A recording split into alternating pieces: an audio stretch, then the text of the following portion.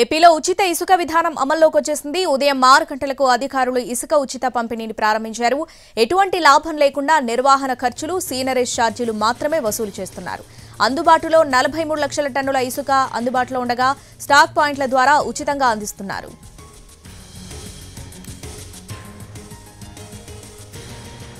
ఏపీలో ఉచిత ఇసుక విధానం అమల్లోకి వచ్చేసింది. ఉదయం 6 గంటలకు అధికారులు ఇసుక ఉచిత పంపిణీని ప్రారంభించారు.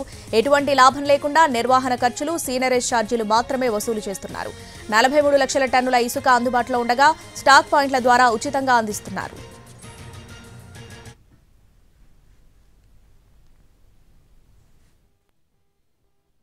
ఏపీ ప్రభుత్వం ప్రవేశపెట్టిన ఉచిత విధానం అమల్లోకి వచ్చింది. అన్ని జిల్లాల్లోని స్టాక్ పాయింట్ల ద్వారా అందుబాటులో ఉన్న ఇసుకను ఉచితంగా అందిస్తున్నారు. రాష్ట్ర వ్యాప్తంగా 180 ఇసుక స్టాక్ పాయింట్స్ ఉన్నాయి.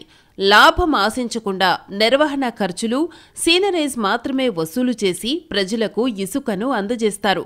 అన్ని ఖర్చులు కలిపి టన్ను ఇసుక 375 రూపాయలకు లభిస్తుంది. అయితే స్టాక్ పాయింట్ దూరాన్ని బట్టి ధర పెరుగుతుంది. ఫ్రీ శాండ్ పాలసీ అమలుపై అన్ని జిల్లాల కలెక్టర్లకు దిశానిర్దేశం చేశారు. ఇప్పటికే కాంట్రాక్టర్లంతా వైదొలిగారు. ఇసుక నిల్వలన్నింటినీ కలెక్టర్లు స్వాధీనం చేసుకున్నారు. రాష్ట్రమంతటా 43 లక్షల టన్నుల నిల్వలున్నట్టు గనుల శాఖ అధికారులు లెక్క తేల్చారు. సెప్టెంబర్ వరకు అంటే 3 నెలలకు 88 లక్షల టన్నులు అవసరం ఉంటుందని అంచనా వేశారు. ఏడాదికి 3.20 కోట్ల టన్నుల ఇసుకకు డిమాండ్ ఉంటుందని లెక్కలు వేశారు. ఉచిత ఇసుక పాలసీ కింద ఛార్జీలను ఒకసారి చూసుకుంటే సీనరేజ్ కింద టన్నుకు 88 రూపాయలు తీసుకుంటారు. ఇసుక తవ్వినందుకైన ఖర్చు కింద టన్నుకు 30 రూపాయల చొప్పున వసూలు చేస్తారు. బోట్స్మెన్ సొసైటీల ద్వారా తవ్వించిన ఇసుక అయితే టన్నుకు 225 రూపాయల చొప్పున ఛార్జ్ చేస్తారు. రీచ్ నుంచి దూరంగా ఉన్న నిల్వ కేంద్రానికి ఇసుకను తరలించి ఉంటే రవాణా ఖర్చు కింద టన్నుకు కిలోమీటర్కు 4 రూపాయల 90 పైసల చొప్పున లెక్కిస్తారు. నిర్వహణ ఖర్చు కింద టన్నుకు 20 రూపాయలు చెల్లించాలి. వీటన్నింటికీ కలిపి 18% జీఎస్టీ వేస్తారు. ఇలా అన్నీ కలిపి ఆయా స్టాక్ పాయింట్లలో టన్ను ఇసుక ఎంతనేది కలెక్టర్లు ఫైనల్ చేస్తారు. ఇందులో ప్రభుత్వం రూపాయి కూడా తీసుకోదని చెబుతున్నారు. కావలసిన వారు ఆధార్, ఇతర ధృవీకరణ పత్రాలను చూపి ఇసుకను తీసుకోవచ్చు. ఒక వ్యక్తికి ఒక రోజులో కేవలం 20 టన్నుల ఇసుక మాత్రమే తీసుకువెళ్లడానికి అనుమతినిస్తారు. ఒకప్పుడు స్టాక్ పాయింట్లలో ట్రాక్టర్ ఇసుక 2500 నుంచి 3000 రూపాయల వరకు ధర పలికేది. గతంలో బ్లాక్ మార్కెట్లో 6000 దాకా వెళ్లింది. ఇప్పుడు కొత్త పాలసీలో 800 రూపాయలకే ట్రాక్టర్ ఇసుక దొరుకుతుంది. 3 టన్నుల లారీ ఇసుక గతంలో 6500 రూపాయలకు అమ్మేవారు. ఇప్పుడు 2125 రూపాయలకే వస్తోంది.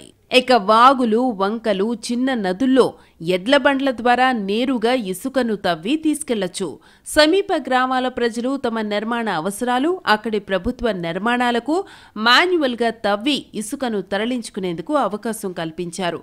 ఇప్పటివరకు కాంట్రాక్టర్లు కొన్ని జిల్లాల్లో చిన్న నదుల్లో సైతం ఇసుకను తవ్వి అమ్మారు. ఇకపై అదంతా ఉచితంగానే దొరుకుతుంది.